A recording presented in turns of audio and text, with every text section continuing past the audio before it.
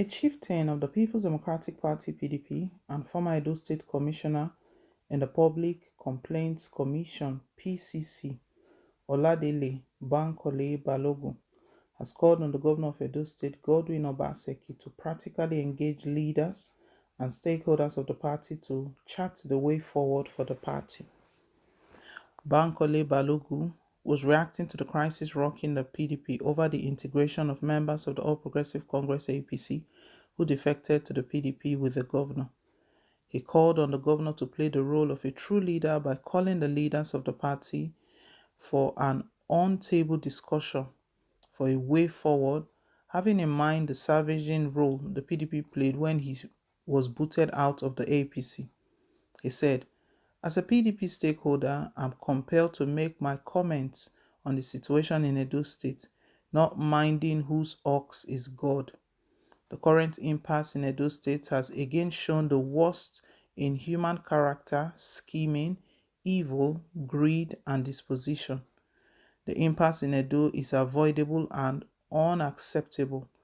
The buck stops at the top." Gordon Obaseki carried the hopes and aspirations of millions of people. He has a solid pedigree, educational background, and a decent exposure to life beyond Edo State. It is therefore shocking that he has not called on these life experiences to bring out interaction and integration with the people who saved his face and the few hundreds of his supporters who joined the PDP, having been made totally ostracized and impotent by the APC. He said the people guarding the governor to be a hodler, unrepentant, disrespectful of the legal course of events, and unappreciative of the people who made the PDP attractive, are evil, desperate, and of the worst species of humankind. I've always maintained that considering the exceptional circumstances of the governor's rescue from shame and political oblivion by the PDP, he ought to go over and above board to ensure understanding with those who made his new platform attractive. Politics is an endless game of negotiations. This is more so that those who came with him did not make any statistical significance to the fortunes of the PDP at the first test, the 2020 general election. Sadly, even his deputy governor turned out to be a mere paper tiger. His electoral performance alludes to this. Mr. Governor needs to get back to the roundtable with genuine stakeholders who stood in the gap during the days of famine, not opportunistic punters and fair weather leaders. He said the governor was familiar with all the leaders and members of the PDP when he needed them to win his re-election, and that he is shocked that the same governor is now pretending not to know the same leaders and members he was communicating with before the election. He should be the leader of all PDP and not create the stoke factionalism. It is not too late for the governor to be overcome by the Holy Spirit to do the right thing. The tough man is that who realizes he has gone on a frolic of his own and retraces his step. PDP has been engulfed in serious crisis at the national level and even in Edo State ever since Governor Gordon Obaseki moved camp and his loyalists joined him. Ever since this integration and harmonization, they've been talking about this, and it looks like, I don't know, maybe the old PDP don't want to accept them or what the issue is. Obaseki made the first move. I know this chieftain of the People's Democratic Party is calling on the governor to rise up to the occasion. Obaseki actually started this, but he was misinterpreted at that point in time, and that was when he was even reported to the leadership of the party, calls for Philip Shaibu to resign. That was how when it all got heated up. At that point, Obaseki dissolved all of the executives. He said the reason for doing that so that uh, the new and the new members will be carried along and to integrate everybody together, but they didn't like what he did, and they read and interpreted different meanings to it and all of that he wants to hijack the structure of the party.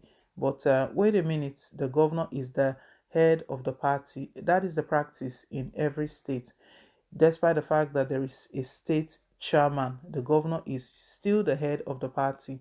So we know he did that, and he finally explained himself to douse the tension down, not to cause any problem, to explain that this was his motive and everything.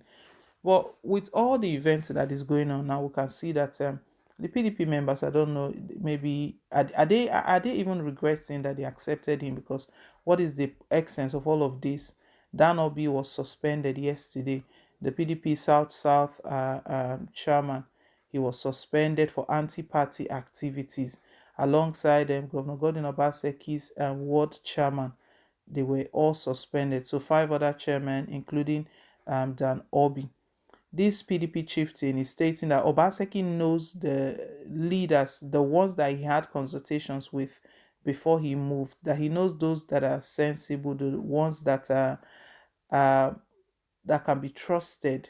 He knows those that have integrity within the party, that he should call a roundtable and save the party. He's still the leader of the party.